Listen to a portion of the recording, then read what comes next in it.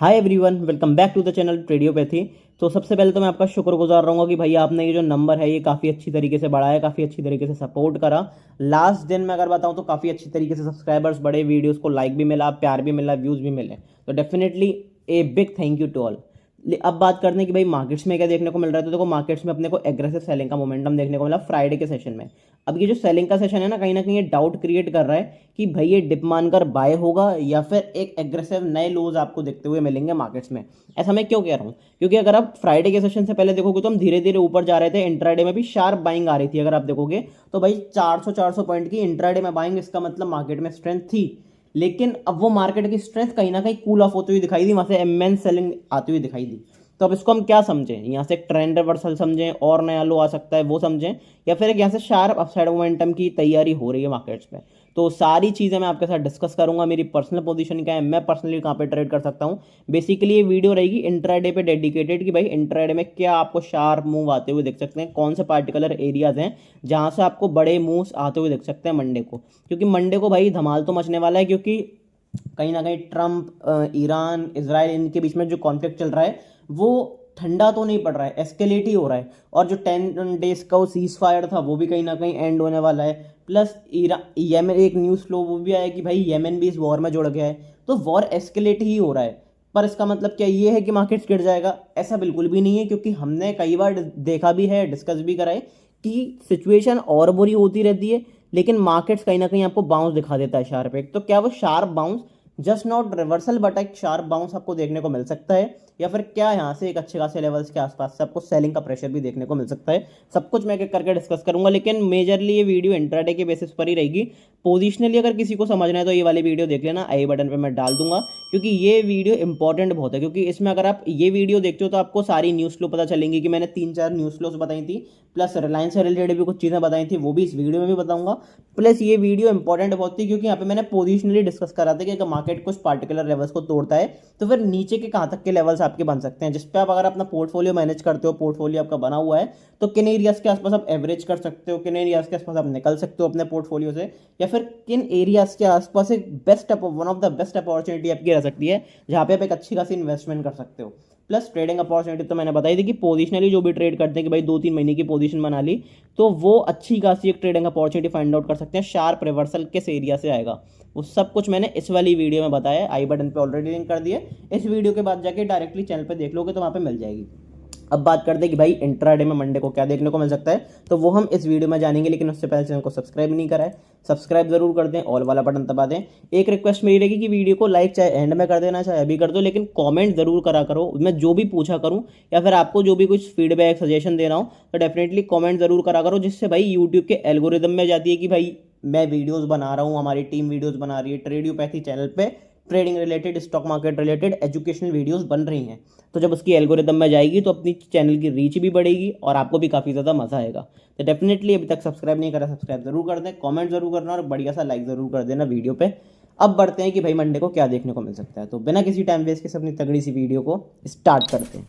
अब फ्राइडे के सेशन में सेलिंग क्यों आई, सबसे पहले तो मैं उसका देखो एक रीज़न बताना चाहूँगा। उसके बेसिकली 2 रीजन हैं, 2-3 रीजन मान सकते हो। पहला रीज़न मान सकते हो कि भाई जी पॉलिटिकल टेंशन है, लगातार कोई भी रिजल्ट नहीं आ रहा सीज फायर से रिलेटेड, तो कहीं ना कहीं मार्केट उसको नेगेटिव ही ले रहा है कि भाई अब क्या होगा नेक्स्ट, क्या फ्रेश अटैक्स होंगे दोनों कंट्रीज के बीच में, तो उसको मार्केट एक नेगेटिव ले रहा है। दूसरी भाई कुछ कॉन्फ्लिक्ट चल रहे हैं एचडीएफसी के ऊपर। मेरे एक चीज़ समझ में नहीं आ रही, HDFC one of the major bank है पूरे वर्ल्ड में, जो कि पूरे वर्ल्ड में one of the major bank है प्राइवेट सेक्टर की, और बहुत अच्छा खासा आउटफ्लो, बहुत अच्छी खासी एक बेसिकली प्रोसेस कहोगे आप। अगर नॉर्मली भी जाके देखो अगर H D F C bank में, तो आपको अलग ही फील आती है। मतलब मैं ऐसा कुछ नहीं कह रहा हूँ, हो सकता है वो ब्रांच के ऊपर डिपेंड करता है, लोकेशन के ऊपर डिपेंड करता है डेफिनेटली। लेकिन अगर आप एसबीआई सरकारी बैंक से H D F C bank को कंपेयर करोगे तो आपको क्लियर प्रोसेस, आपको क्लियर चीज़ें दिख जाएंगी कि भाई कितना स्मूथली काम होता है। लेकिन एच डी एफ सी में इतना बड़ा कुछ फ्रॉड की बात कर रहे हैं कि भाई फ्रॉड तो नहीं कहूँगा, लेकिन कहीं ना कहीं $16 बिलियन के आसपास, एग्जैक्ट फिगर नहीं पता $16 बिलियन कितना है, लेकिन इस फिगर के आसपास पैसा जो है वो बाहर निकला है। मतलब 1,60 करोड़ रुपए जो है वो एच डी एफ सी से विड्रॉ हो चुके हैं। तो लोग एच डी एफ सी से पैसा बहुत निकाल रहे हैं। अब हो सकता है भाई इसका रीज़न अलग अलग हो सकते हैं, मल्टीपल रीजंस। कुछ रीजंस हो सकते हैं कि भाई कोई बड़े यूसेज हो, किसी इंडस्ट्रियलिस्ट ने निकाले हो, बहुत सारे इंडस्ट्रियलिस्ट ने। सबसे बड़ा इसका एक रीज़न ही हो सकता है कि भाई स्टॉक मार्केट गिर रहा है, तो लोग इन्वेस्ट करने के लिए पैसा बैंक से निकाल रहे हो, ये एक रीज़न हो सकता है डेफिनेटली। लेकिन इतना बड़ा नंबर शॉकिंग है क्योंकि एचडीएफसी ने अपने बेसिकली जो उनके सीईओ हैं उन्होंने भी रिजाइन कर दिया, जैसे चेयरपर्सन ने किसने रिजाइन करा है, प्लस एचडीएफसी ने 5-7 सीनियर मेंबर्स को भी निकाला है। तो क्या भाई एचडीएफसी में भी दिक्कत है, वो आने वाला वक्त ही बताएगा। तो क्या बड़े लोगों को पता था इसलिए बड़े लोगों ने बड़े बेसिकली हायर लेवल्स पे एग्जिट कर लिया, अपना पोर्टफोलियो पे जो भी अपनी पोजीशन एग्जिट कर ली, वो वक्त ही बता पाएगा हमें। लेकिन सबसे बड़ी न्यूज़ क्या है भाई, तीसरी न्यूज़ क्या है, तीसरी न्यूज़ है भाई रिलायंस से रिलेटेड। अच्छा, फ्राइडे को सुबह सुबह दो न्यूज़ आई। एक न्यूज़ आई कि भाई डीजल और पेट्रोल पे इंडस्ट्री में मतलब इंडस्ट्रियल डीजल और पेट्रोल पे क्या हुआ है कि जो एडिशनल ड्यूटी होती हैं, एडिशनल ड्यूटी जो रहती है, जो एक्स्ट्रा पैसा लगता है, वो कहीं ना कहीं रिड्यूस करा गया है। तो ऐसा कुछ फिगर था कि डीजल पे 0 कर दिया गया है, पेट्रोल पे 13 रुपए कर दिया गया है, फिर ऐसा कुछ फिगर था मतलब एग्जैक्टली। तो 10 या 15 रुपए टोटली कम करें। तो यहाँ पे रिलायंस को क्या नेगेटिव इम्पैक्ट पड़ा? देखो रिलायंस को नेगेटिव इम्पैक्ट ये पड़ सकता है कि जब एक्सेस ड्यूटी कम हुई है बेसिकली, तो वहाँ पे एक्साइज ड्यूटी कम हुई तो गवर्नमेंट की जो बेसिकली कंपनीज थी ऑयल से रिलेटेड, पेट्रोल से रिलेटेड, उन्हें फ़ायदा हुआ। उन्हें फ़ायदा हुआ तो अल्टीमेटली रिलायंस को नुकसान है। ये रिलायंस के लिए एक नेगेटिव बात है कि भाई रिलायंस को कोई भी यहाँ पे एक फ़ायदा देखने को नहीं मिला, या फिर ऐसा कुछ भी कह सकते हो, ये तो देखो अपने ऊपर है। कुछ लोग कहेंगे कि भाई यहाँ पे फ़ायदा देखने को नहीं मिला रिलायंस को, इसलिए रिलायंस को नेगेटिविटी देखने को मिली क्योंकि भाई वहाँ पे पैसा कम हुआ है, एक्सेस जो बेसिकली एक्साइज ड्यूटी कम हुई है, एडिशनल एक्साइज ड्यूटी कम हुई है, लेकिन वो गवर्नमेंट कंपनीज पे, रिलायंस पे कम नहीं, क्योंकि रिलायंस प्राइवेट सेक्टर की कंपनी है जो कि पेट्रोलियम से रिलेटेड है। लेकिन कुछ लोग ये कह सकते हैं कि भाई वहाँ पे जो बेसिकली एएसजी के अंडर आता है और उसके अंडर यहाँ पे बेसिकली रिलायंस कहीं ना कहीं एक्सपेक्ट कर रहा है कि प्राइजेस जब दोबारा बढ़ेंगे, क्योंककि अभी क्या है, अभी इलेक्शंस आने वाले हैं। इलेक्शंस के आसपास मार्केट ने, आपको याद होगा अगर, तो कल परसों इंडस्ट्रियल बेसिस पे 20 रुपये या 25 रुपये के आसपास कुछ कम करे थे पेट्रोल पे, डायरेक्ट पेट्रोल और डीजल पे। अब इलेक्शंस के आसपास ये एकदम बूम होने हैं, तो कहीं ना कहीं मार्केट इसको नेगेटिव लेके चल रहा है, रिलायंस इसको नेगेटिव लेके चल रहा है। लेकिन आपको न्यूज़ फ्लो से कोई लेना देना ही नहीं है। मैंने कई बार बताया कि जो प्राइस होता है वो सारी चीज़ें डिस्काउंट करके चलता है, बस आप उसे पढ़ पाते हो कि नहीं वो अलग बात है। मैं कुछ भी नहीं कहूँगा, आप एक काम करो, चैनल पे फ्राइडे की वीडियो जाके देखो, लास्ट पार्ट है, फिर बीच का पार्ट देखोगे तो यहाँ पे मैंने क्या बताया था। मैंने यहाँ पे आज फ्राइडे के दिन सेलिंग का इंडिकेशन क्यों दिया था, सबसे इंपॉर्टेंट इंडिकेशन मैंने इस कैंडल को देख के दिया था, जो कि अपनी बनी थी 3 बजे के आसपास कैंडल, 3:15 के आसपास कैंडल, नेगेटिव कैंडल, प्लस बहुत ज़्यादा वॉल्यूम बढ़ा हुआ था। तो मैंने इसमें क्या बताया था कि भाई हो सकता है कि जब इसने फेक ब्रेकआउट, फेक ब्रेकडाउन भी करा है और यहाँ पे सेलिंग भी थोड़ी सी इमेंस आई है, 1 आवर टाइम फ्रेम पे देखोगे तो वो भी बहुत बड़ी कैंडल बनी थी। तो यहाँ पे मैंने क्या बताया था, यहाँ पे इंडिकेशन ये था कि हो सकता है कि रिलायंस में सेलिंग आए। रिलायंस ने तगड़ी बहुत शार्प सेलिंग का मूव दिया ऑलमोस्ट। अगर आप देखोगे तो, अगर मैं आपको एक बार 1 डे टाइम फ्रेम पे इस पे ले जाके दिखाता हूँ कितने परसेंट की सेलिंग देखने को मिली उस दिन हमें देखने को मिली ऑलमोस्ट 2% के आसपास रिलायंस टूटा, डे लो के आसपास closing. As it is Nifty ने भी वही सेलिंग दिखाई, निफ्टी ने भी डे लो के आसपास ही क्लोजिंग करी। तो ये कुछ इंडिकेशंस होते हैं, कुछ चीज़ें होती हैं जो आपको समझ के चलनी पड़ती हैं, जो आपको देखकर चलनी पड़ती हैं। आई होप आप टेलीग्राम पे भी ज्वाइन हो, क्योंकि टेलीग्राम ग्रुप पे मैं सारी चीज़ें आपको बताता हूँ डिटेल में कि भाई क्या हो सकता है, क्या नहीं हो सकता है, लाइव मार्केट में क्या क्या चीज़ें चल रही हैं, न्यूज़ फ्लो, जैसे अब येमेन है वो प्रॉपरली यहाँ पे वॉर में उतर गया है, प्लस बबल मंदाब, आई होप मैं सही प्रोनाउंस कर रहा हूँ इस वर्ड को,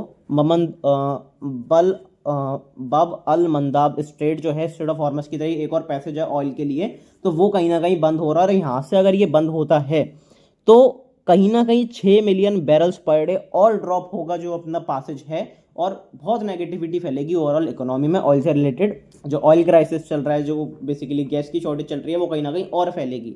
तो इंडिया को थोड़ा दिक्कत हो सकती है, ग्लोबली सबको दिक्कत हो सकती है। अब गवर्नमेंट कुछ भी कहते रहे शॉर्टेज है, शॉर्टेज नहीं है, पर ये इतना दिमाग सब में है, जब भाई पैसेज बंद हो गया है तो आप कहाँ से ऑयल लाओगे? क्योंकि इंडिया तो ऑयल इंपोर्टर है, इंडिया तो इंपोर्ट करता है ऑयल वगैरह, तो आप कहाँ से लाओगे? तो वो चीज़ें आपको समझनी पड़ेगी। तो मेरी भाई सिंपल सी एक सलाह रहेगी कि अपने घर में भी थोड़ा राशन, थोड़ा पानी, सारी चीज़ें स्टोर करके रखो। पेट्रोल मैं ये नहीं कहूँगा कि प्रॉपरली एक टंकी भर के रख ली, लेकिन भाई जितना यूजेज है अपने व्हीकल्स में प्रॉपर पेट्रोल डला कर रखो, इमरजेंसी के लिए सारी चीज़ें रखो। कुछ भी सिचुएशन हो सकती है, लिटरली मैं कोई भी डरा नहीं रहा हूँ, कोई नेगेटिविटी नहीं फैला रहा हूँ, लेकिन रियलिटी यही है कि कुछ भी हो सकता है अभी इस टाइम पे, तो आपको संभल कर रहना पड़ेगा, ठीक है। वो सारी चीज़ें हो गई, प्लस सारी पर्सनल पोजीशंस, पर्सनल न्यूज़ वगैरह, मेरी साइकोलॉजी क्या है, charts, pattern, setups, trading opportunities, educational purpose के लिए, क्रिप्टो मार्केट से रिलेटेड हो, बेसिकली क्रिप्टो मार्केट से रिलेटेड हो, या फिर इंडियन मार्केट से रिलेटेड हो, सारी चीज़ें यहाँ पे शेयर होती है। मेक श्योर ज्वाइन जरूर करा हुआ है, डिस्क्रिप्शन में लिंक है, फ्री ऑफ कॉस्ट ज्वाइन कर सकते हो, नीचे मैसेज कर देना। प्राइवेट ग्रुप है तो सिर्फ लिंक से ही ज्वाइन करना, मैं फिर दोबारा बता रहा हूँ, प्राइवेट ग्रुप है, सर्च करने पर नहीं मिलेगा, तो सिर्फ लिंक से ही ज्वाइन करना। नीचे लिंक दिया हुआ है, वहाँ पे मैसेज कर देना, मेरी टीम जल्दी से जल्दी आपको अप्रोच करेगी, ठीक है। अब बढ़ते हैं कि भाई क्या देखने को मिल रहा है निफ्टी में वन डे टाइम फ्रेम पे, प्लस इंट्राडे में क्या अच्छी अपॉर्चुनिटीज रह सकती हैं। वन डे टाइम फ्रेम की अगर मैं बात करता हूं तो यहाँ पे अपने को डे लो के आसपास क्लोजिंग देखने को मिली है। अच्छा, अब मैं अगर बात करता हूँ तो ट्रेंड रिवर्सल कहाँ आएगा। ट्रेंड रिवर्सल देखो आएगा अभी फिलहाल अपना 23,469। ट्रेंड रिवर्सल ऐसा कुछ नहीं कह सकते, क्योंकि भाई फेक ब्रेकडाउन फेक ब्रेकआउट बहुत होते हैं। तो यहाँ पे आप ट्रेंड रिवर्सल कब मान सकते हो, जब 2-3 कैंडल इस एरिया के ऊपर सस्टेन करें। कौन सा एरिया है, 23,500 पकड़कर चलते हैं। ये एरिया के ऊपर अगर मेरे को पॉजिटिव कैंडल की क्लोजिंग मिलती है डेली टाइम फ्रेम पे और हाई क्रॉस होता है, तो फिर कहीं ना कहीं आप एक शॉर्ट टर्म बाउंस के लिए जा सकते हो, अच्छी खासी बाइंग के लिए जा सकते हो। मैं अभी रिवर्सल क्यों नहीं कह रहा हूँ, क्योंकि भाई सेलिंग प्रेशर बहुत तेज आया, बहुत शार्प सेलिंग आई है। रिट्रेसमेंट बहुत अच्छा खासा कोई देखने को अपने को नहीं मिला है। वीकली क्लोजिंग अगर आप देखोगे तो 4-5 कैंडल हम लगातार रेड क्लोज कर चुके हैं। अब हो सकता है कहीं ना कहीं एक शार्प बाउंस भी आपको दिखता हुआ मिले। अब भाई आप सोचोगे कि वॉर की सिचुएशन बढ़ रही है और ज़्यादा, और आप शार्प बाउंस की बात कर रहे हैं। देखो एक चीज़ आपको समझनी पड़ेगी कि मार्केट क्या है, हर बार रिएक्ट नहीं करता सेम चीज़ पर। अगर आप चाहे कोरोना को देखो, कोरोना की जब फर्स्ट वेव आई तो मार्केट क्रैश कर गया, अल्टीमेटली क्रैश करा मार्केट ने। लेकिन जब क्रैश करने के बाद जब सेकंड वेव आई, थर्ड वेव आई, तो मार्केट ने एज सच कोई रिएक्शन नहीं दिया। दूसरी बार हम बात करते हैं, अगर आप वो वाला वॉर देखोगे, अगर कौन सा, रशिया और यूक्रेन का वॉर देखोगे, फर्स्ट टाइम जब ये वॉर स्टार्ट हुआ तो मार्केट में इमेंस सेलिंग आई, शार्प सेलिंग आई। लेकिन मार्केट ने जब इनका जो वॉर था वो 2 साल तक चला और मार्केट ने कुछ भी रिएक्शन नहीं दिया। मार्केट को जब पॉजिटिव जाना था मार्केट पॉजिटिव गया, जब ओवर बाइंग हो गई थी तो मार्केट सेलिंग भी करके दिखाया। अब अगर ये वाला जो वॉर है, यूएस और ईरान का वॉर, डेफिनेटली बहुत अलग तरीके का वॉर है। कहीं ना कहीं दिक्कत आ रही है ग्लोबल लेवल पे, ऑयल की दिक्कत, गैस की दिक्कत। लेकिन अगर ये वॉर, अगर बेसिकली वॉर की बात कर रहा हूँ, अगर ये वॉर थोड़ा सा मतलब हल्का भी बढ़ जाता है, बहुत ज़्यादा कोई अटैक्स वगैरह नहीं होते हैं, तो मार्केट हो सकता है कहीं ना कहीं हॉल्ट करे, बेस बना के थोड़ा बहुत ऊपर जाने की कोशिश करे। मैं ये बिल्कुल भी नहीं कह रहा हूँ कि भाई पैराबोलिक रिकवरी आ जाएगी इस तरीके से, लेकिन यस एक बाउंस बनता है वीकली टाइम फ्रेम पे। मैंने बताया बाउंस क्यों बनता है, क्योंकि लगातार 2 डोजी कैंडल बनी है। इसलिए बार बार कह रहा हूँ कि ये वाली वीडियो जो है ज़रूर जाकर देखना इस वीडियो पे, इस वीडियो के बाद चैनल पे जाकर, ठीक है। बात करते हैं कि भाई रिवर्सल क्यों आ सकता है, क्योंकि अब हम मार्केट स्ट्रक्चर को समझो। अभी हम चल रहे हैं लोअर हाइज लोअर लोज में। लोअर लो बनाया, फिर एक लोअर हाई बनाया, फिर लोअर लो बनाया, फिर लोअर हाई बनाया, फिर लोअर लो बनाया, फिर लोअर हाई बनाया। अब हमने नया लोअर लो यहाँ पे क्रिएट करा और लोअर हाई यहाँ पे क्रिएट करा है। तो या तो अगर मार्केट इस लेवल को तोड़ता तो यहाँ से बाइंग आएगी, या फिर मार्केट इस लेवल को तोड़ता तो यहाँ से सेलिंग आएगी। इतना सिंपल अपने को रखना है, सिंप्लिसिटी ही मार्केट में काम करती है, वो चीज़ें आपको समझनी पड़ेंगी। अच्छा, बात करता हूँ कि भाई इंट्राडे में क्या देखने को मिल रहा है। फिर दोबारा याद दिला दूँ कि मंडे को अपनी निफ्टी बैंक निफ्टी की मंथली एक्सपायरी है, ट्यूसडे को छुट्टी है, और अगला वीक बहुत तगड़ा होने वाला है। बेसिकली आगे के 5-7 दिन जो हैं वो थोड़े से डिफिकल्ट होने वाले हैं, क्योंकि वहाँ पे विक्स हाई है। विक्स हाई है तो ना तो आप ऑप्शन बाइंग कर सकते हो क्योंकि प्रीमियम्स बहुत महंगे हैं, प्लस विक्स लगातार बढ़ रही है तो आप ऑप्शन सेलिंग की अपॉर्चुनिटी भी कुछ अच्छी खासी नहीं ढूंढ सकते। तो आपको बहुत कैलकुलेटिव रहना पड़ेगा, आपको बहुत मतलब मैं कह सकता हूँ कि एक सेलेक्टिव प्रोडक्ट पे, बेसिकली सेलेक्टिव एसेट पे सेलेक्टिवली आपको ट्रेडिंग अपॉर्चुनिटीज फाइंड आउट करनी पड़ेंगी, जिससे कि आपका प्रीमियम डिके से भी आप बचो। अगर आप ऑप्शन बाइंग करते हो, ऑप्शन सेलिंग करते हो, तो फिर आपको कहीं ना कहीं लॉसेज ना देखने पड़े, क्योंकि अगर प्रीमियम शूट अप करे, विक्स शूट अप करी, तो फिर आपको आपकी डायरेक्शन में भी मार्केट अगर जाएगा तब भी आपको कई बार लॉसेज देखने पड़ जाते हैं। और अभी भी मैं थोड़ा बहुत, अगर मैं अपनी पोजीशन की बात करता हूँ तो मैं यहाँ पे अपनी पोजीशन शेयर कर ही देता हूँ, पीएनएल भी शेयर करता हूँ, सारी चीज़ें शेयर करता हूँ। पिन पॉइंट लेवल्स बहुत इंपॉर्टेंट होते हैं इंट्राडे बेसिस पर, अगर बता दूँ, क्योंकि इंट्राडे में आप सारी चीज़ें शेयर कर सकते हो, जोन वगैरह, लेकिन बाइंग कहाँ तक आएगी, सेलिंग कहाँ तक आएगी, ये सारे पिन पॉइंट लेवल्स तो वो मैं इंट्राडे बेसिस पे सुबह के टाइम पे यहाँ पे पिन पॉइंट लेवल शेयर कर देता हूँ। तो मेक श्योर टेलीग्राम ग्रुप जरूर ज्वाइन कर लो, अभी तक नहीं करा है। अब बात करते हैं कि भाई इंट्राडे में क्या देखने को मिल रहा है, तो ज़्यादा कुछ कॉम्प्लिकेट नहीं करेंगे। सबसे पहले बाइंग की बात करते हैं कि भाई बाइंग कहाँ पे देखने को मिल सकती है। अच्छा, बाइंग का मेरे पास है कि इससे पहले कोई भी एरिया नहीं है। कौन सा, 22,975। अगर मैं बात करता हूँ ये एरिया इंपॉर्टेंट क्यों है, 22,975, एक तो राउंड नंबर के आसपास है, 23,000 के ऊपर आसपास। तो जब हम 23,000 के ऊपर निकलना शुरू करेंगे, जो 23,000 पे कॉल राइटर्स हैं वो कहीं ना कहीं पैनिक में आएंगे। जब उनके एसएल ट्रिगर होंगे तो फिर एक शार्प बाइंग आ सकती है। ये एरिया टेक्निकली भी इंपॉर्टेंट क्यों है, क्योंकि यहाँ से हमने रेजिस्टेंस लिया, यहाँ से हमने सपोर्ट लिया, यहाँ से हमने लगातार रेजिस्टेंस लिया। इस एरिया के ऊपर से जाने से काम नहीं चलेगा। पॉजिटिव कैंडल की क्लोजिंग देखने को मिलती है 15 मिनट टाइम फ्रेम पे, बिंदास होकर ऑन द अपसाइड पे एक अच्छी खासी बाइंग के लिए प्ले कर सकते हो इंट्राडे बेसिस पर। उसके टारगेट्स कहाँ तक होंगे, पिन पॉइंट लेवल्स, वो तो मैं टेलीग्राम ग्रुप पे शेयर कर ही दूंगा। पर अगर आपको अभी मेजरली कुछ टारगेट्स बताऊं तो पहला टारगेट आपका एसआई तक का हो सकता है, फिर दूसरा टारगेट आपका एसआई तक का हो सकता है। अच्छा, मार्केट अगर इसके ऊपर निकलता है जोन के ऊपर, तो कहीं ना कहीं मार्केट फिर इस गैप को, जो गैप पेंडिंग रह गया है, इसको भी फिल आउट करने जा सकता है। इसको देखकर यहाँ पे अपना एक देख लेना, ध्यान से ट्रेड करना है यहाँ पे, ठीक है। सेलिंग की बात कर दो कि भाई सेलिंग कहाँ पे आ सकती है, तो सबसे पहले अगर मोमेंटम ट्रेडिंग की बात करूँ तो मोमेंटमली सेलिंग आपको मिल सकती है जहाँ से हमने एग्जैक्ट सपोर्ट लिया है, क्योंकि यहीं पे हमने रेजिस्टेंस लिया, इसके ऊपर निकले तो शार्प बाइंग का मोमेंटम आया, फिर दोबारा यहाँ से सेलिंग देखने को मिली और यहाँ से सपोर्ट भी देखने को मिला लास्ट कैंडल पे। अब एक बार इस कैंडल के नीचे निकल जाते हैं जोन के नीचे और नेगेटिवली क्लोज करते हैं 15 मिनट टाइम फ्रेम पे, बिंदास होकर अपने को सेलिंग देखने को मिल सकती है और इमेंस सेलिंग देखने को मिल सकती है। इंट्राडे बेसिस पर एक अच्छी खासी सेलिंग अपॉर्चुनिटी हो सकती है, लेकिन वही है, फिर यहाँ पे कंफर्मेशन का वेट करना पड़ेगा। अभी फिलहाल हम नेगेटिव ट्रेंड में चल रहे हैं, तो कौन से बाउंसेस के आसपास आपको सेलिंग देखने को मिल सकती है, तो यहाँ से मैं लगाना चाहूँगा भाई फिबोनाची रिट्रेसमेंट एरिया। अगर यहाँ से मैं फिबोनाची रिट्रेसमेंट एरिया लगाता हूँ तो अपने को दो बाउंस देखने को मिलते हैं। कौन से बाउंस, 23,056, 22,960, इन दो बाउंसेस के आसपास निफ्टी को आने दो। अगर आपको शुरू में बाउंस देखने को मिलता है, प्लस बाउंस से काम नहीं चलेगा, यहाँ पे कोई भी रिजेक्शन कैंडल, नेगेटिव कैंडल की क्लोजिंग 15 मिनट टाइम फ्रेम पे रेजिस्टेंस दिखता हुआ मिलता है, तो फिर यहाँ पे एक सेलिंग की अच्छी खासी अपॉर्चुनिटी बनाई हुई जा सकती है, क्योंकि यहाँ पे आपको बेटर रिस्क रिवॉर्ड के साथ एक अच्छी खासी सेलिंग अपॉर्चुनिटी मिलेगी। क्योंकि अगर आप यहाँ पे सेल करते हो और यहाँ से रिवर्सल आया तो एसएल जाने के चांसेस हाई हैं, लेकिन अगर आप यहाँ से सेलिंग करते हो इन एरिया से, तो शार्प सेलिंग का मोमेंटम आपको बनता हुआ दिख सकता है। और फिबोनाची के बारे में तो बताने की कोई ज़रूरत ही नहीं है, आपको पता होगा हर वीडियो में मैं फिबोनाची लेवल्स बताता हूँ और वो हर वीडियो में काम करते हैं फिबोनाची लेवल्स, हर, चाहे आप पोजिशनली ले लो चाहे आप इंट्राडे बेसिस पर ले लो। पोजिशनली अगर मैं बताऊं, एक बार पोजिशनली बताना भूल गया एक्चुअली, अगर मैं पोजिशनली बताऊं तो कौन से दो बाउंसेस हैं, 23,385 और 23,951, इन दो एरियाज़ के आसपास से भी आपको एक एग्रेसिव सेलिंग बनती हुई दिख सकती है, अगर मान लो कोई बड़ा गैप अप या गैप डाउन खुले, ठीक है। तो ये अपनी कुछ अपॉर्चुनिटीज़ रहेंगी। सेलिंग की अपने बात कर ली, बाइंग की अपने बात कर ली। अब एक इंपॉर्टेंट सेटअप होता है कि भाई बड़ा गैप अप या गैप डाउन खुल गए तो क्या होगा। उस केस में आपको क्या करना है, उस केस में आपको सिर्फ फर्स्ट 30 मिनट की रेंज को मार्क करना है। अगर वो 30 मिनट की रेंज अपसाइड टूटती है, उसके ऊपर एक 15 मिनट टाइम फ्रेम पे कैंडल की क्लोजिंग होती है, पॉजिटिव कैंडल की क्लोजिंग, तो बाइंग करेंगे। अगर उस रेंज का लो टूटता है 15 मिनट टाइम फ्रेम पे, क्लोजिंग होती है, तो फिर हम अपन सेलिंग प्लान करेंगे। ये सेटअप काफ़ी सिंपल है, लेकिन 10 में से 7 बार काम करता है और ये बहुत अच्छी एक्यूरेसी मानी जाती है। आई होप ये निफ्टी के बारे में आपको सारी चीज़ें पता चली होंगी। ऑप्शन प्रीमियम्स की बात कर दो तो भाई वेरी एक्सपेंसिव, वेरी एक्सपेंसिव। अगर आप बात करते हो तो यहाँ पे अपने को 400 पॉइंट के आसपास एट द मनी पे प्रीमियम्स दिख रहे हैं। 400 पॉइंट का मतलब आपको पता है क्या है, इनका पॉइंट का मतलब क्या होता है, इसका मतलब 400 पॉइंट का अप मूव या फिर 400 पॉइंट का डाउन मूव जो है वो एक्सपेक्टेड है। अब यहाँ पे इस केस में सबसे बेस्ट अपॉर्चुनिटी अगर आप खुद देखोगे तो क्या होगी, अगर आप मान लो बड़े प्लेयर हो तो आपके हिसाब से सबसे अच्छी अपॉर्चुनिटी क्या हो सकती है, मेरे हिसाब से सबसे अच्छी अपॉर्चुनिटी होगी, क्योंकि देखो मंथली एक्सपायरी है, मंथली एक्सपायरी में लोग सोचते हैं कि भाई ट्रेंडिंग मूव, बहुत बड़ा मूव आएगा निफ्टी में, बैंक निफ्टी में, लेकिन सबसे अच्छी अपॉर्चुनिटी होती है भाई साइडवेज करने की सेशन को, क्योंकि यहाँ पे प्रीमियम बहुत ज़्यादा है, तो प्रीमियम डिके बड़े प्लेयर्स को पूरा मिलेगा, प्लस जब सब लोग कॉल बाय या पुट बाय कर रहे होंगे तो उन्हें सेलिंग के लिए अच्छी अपॉर्चुनिटी मिलेगी दोनों तरफ से।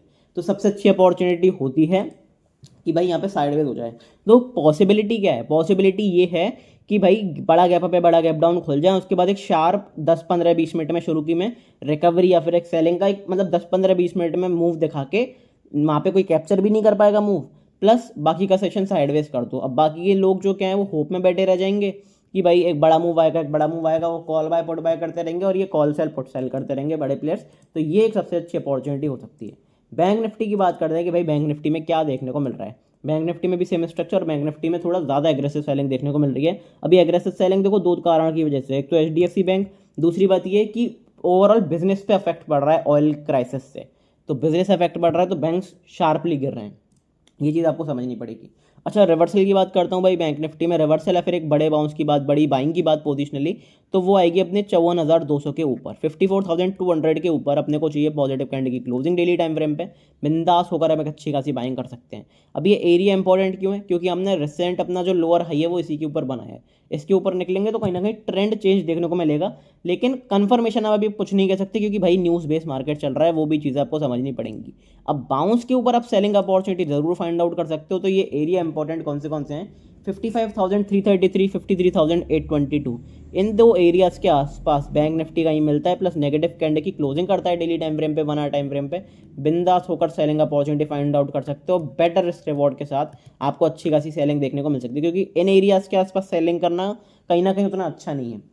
लेकिन अगर आप बाउंसेस पे सेल करते हो और एग्रेसिव सेलिंग का मोमेंटम दिखता है आपकी साइड, तो फिर आपको बड़ा पैसा बनता हुआ दिख सकता है। जो आप देखते हो कि 1:5 का रिस्क रिवॉर्ड, 1:6 का रिस्क रिवॉर्ड, तो वही ट्रेड्स आपको बनते हुए दिख सकते हैं अच्छे खासे। तो ये मेरे लिए एक अच्छी अपॉर्चुनिटी रह सकती है on the down side.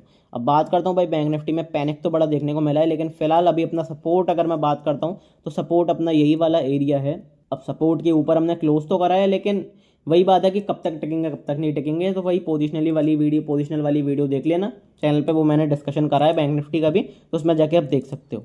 Intraday basis पर बात करते हैं कि भाई इंट्राडे बेसिस पर क्या देखने को मिल रहा है, बाइंग कहाँ पे आएगी इंट्राडे बेसिस पर।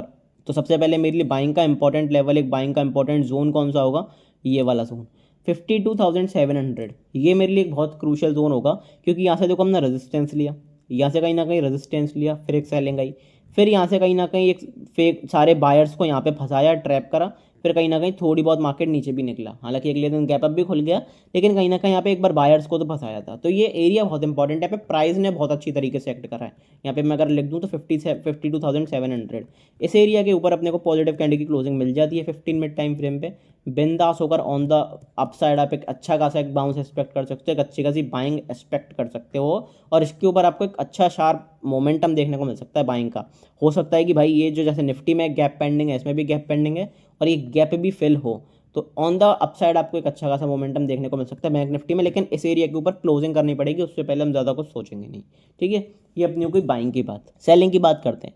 सेलिंग के लिए तो भाई आप एक काम कर सकते हो, बेटर अपॉर्चुनिटी आपको कहाँ पे मिलेगी, बेटर अपॉर्चुनिटी मिलेगी अगर ये वाला एरिया टूटता है तो, क्योंकि ये एरिया क्रूशल बहुत है।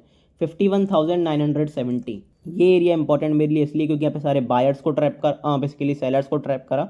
आप देखोगे तो क्लोजिंग कर दी नीचे, लेकिन इसके लो के नीचे क्लोजिंग नहीं करी। जो मैं कहता हूँ हर बार कि लो के नीचे क्लोजिंग होने दो, लो के नीचे जाने दो, फॉलो थ्रू मोमेंटम देखने को नहीं मिला, तो फिर कहीं ना कहीं यहाँ पे एक शार्प बाइंग आई और सारे सेलर्स को ट्रैप करो, मार्केट ऊपर तक लेके गया सारे सेलर्स को।